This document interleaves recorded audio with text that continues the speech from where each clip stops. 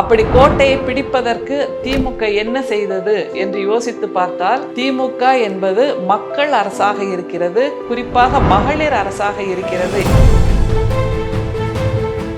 உங்களுக்கும் சிறகுகள் வேண்டும், நீங்களும் பறக்க வேண்டும், நீங்களும் வாகனத்தை ஓட்ட வேண்டும் என்பதாக ஒரு வாழ்வியலை உருவாக்கி கொடுத்திருக்கிறது நம்முடைய திராவிட மாடல் முதல்வரின் ஆட்சி. எவ்வளவு தூரம் பில்லியன் ரைடராக இருந்த பெண்களை அந்த வாகனத்தை, பேருந்தை நடத்துகின்ற நடத்துனராக மாற்றி இருக்கின்றது திராவிட ஆட்சி என்பதை உணர வேண்டும். எனக்கு வண்டி ஓட்ட தெரியும் அப்படின்னு சொல்கின்ற பெண்கள், அவர்களுக்காக தமிழ்நாடு அரசு 1 லட்சம் ரூபாய் மானியம் கொடுத்து இந்த பிங்க் ஆட்டோக்களை வாங்கி தருகிறது.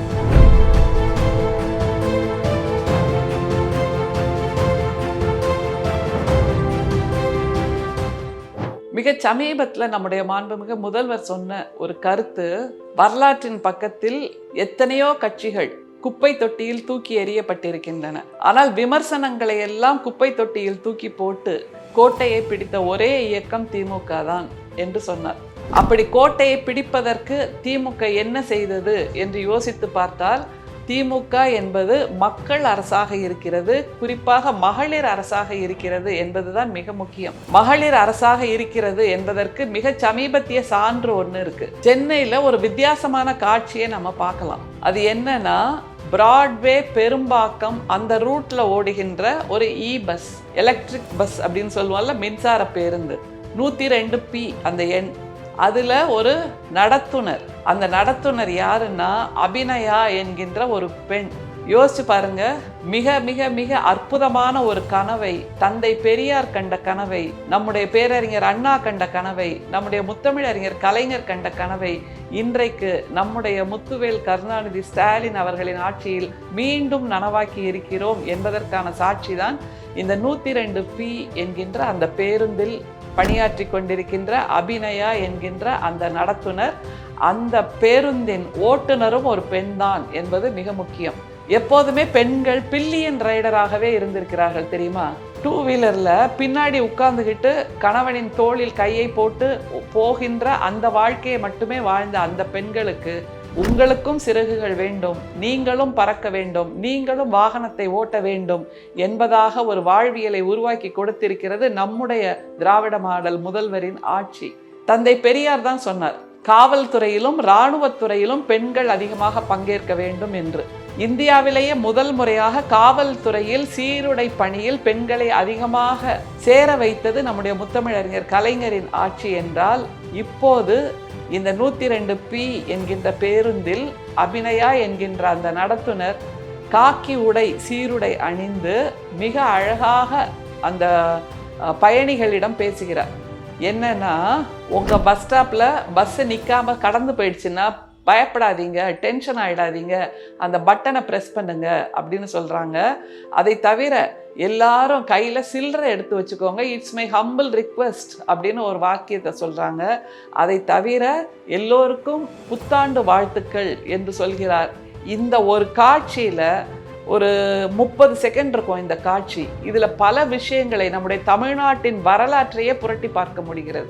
என்னன்னா, பெண்களாகிய நாம் எதற்கும் பதட்டப்படக்கூடாது அப்படிங்கிற ஒரு செய்தி இருக்கு. அதை தவிர சில்லறை எடுத்து வச்சுக்கோங்க, இட்ஸ் மை ஹம்பிள் ரெக்வெஸ்ட் அப்படின்னு சொல்லும்போது பெண்களுக்கு கம்யூனிகேட்டிவ் ஸ்கில் அதை உருவாக்கி இருப்பது நம்முடைய திராவிட ஆட்சி தான் என்பதை உணர முடிகிறது. எவ்வளவு தூரம் பில்லியன் ரைடராக இருந்த பெண்களை அந்த வாகனத்தை, பேருந்தை நடத்துகின்ற நடத்துனராக மாற்றி இருக்கின்றது திராவிட ஆட்சி என்பதை உணர வேண்டும். பெண்கள் கோயிலுக்குள் வரக்கூடாது என்று சொன்ன சமூகத்தில் தான் பெண்களை ஓதுவார்களாக்கி அழகு பார்த்தது நம்முடைய திராவிட ஆட்சி. அதே மாதிரி பெண்கள் வாகனத்தை ஓட்டக்கூடாது என்று சொன்ன சமூகத்தில் தான் பெண்களை ஓட்டுநர்களாகவும் ஆக்கி இருக்கிறது நம்முடைய திராவிட ஆட்சி. பெண்களுக்கு என்ன தெரியும்? அவங்களுக்கு கையில் காசு இருந்தால் செலவு பண்ண தெரியுமா, பத்திரமா பாதுகாக்க தெரியுமா என்றால், அத்தனை பயணிகளின் அந்த டிக்கெட்டையும் தான் பெற்று அதை மிகச்சிறப்பாக நிர்வகிக்கின்ற அந்த திறனை இந்த பெண் பெற்றிருக்கிறார் என்பதனால் அவர்களையும் ஓட்டுநர்களாக்கி, நடத்துனர்களாக்கி அழகு பார்க்கின்ற மகளிர் ஆட்சியை கொடுத்து கொண்டிருக்கிறது நம்முடைய திராவிட மாடல் முதல்வரின் ஆட்சி. இதை தவிர கூடுதலாக இன்னொரு சிறப்பு என்னன்னா, சென்னையில் பிங்க் ஆட்டோ அப்படிங்கிற ஒரு அமைப்பு இருக்கு. அந்த பிங்க் ஆட்டோ என்னன்னா, பெண்கள் எனக்கு வண்டி ஓட்ட தெரியும் அப்படின்னு சொல்கின்ற பெண்கள், அவர்களுக்காக தமிழ்நாடு அரசு 1,00,000 ரூபாய் மானியம் கொடுத்து இந்த பிங்க் ஆட்டோக்களை வாங்கி தருகிறது.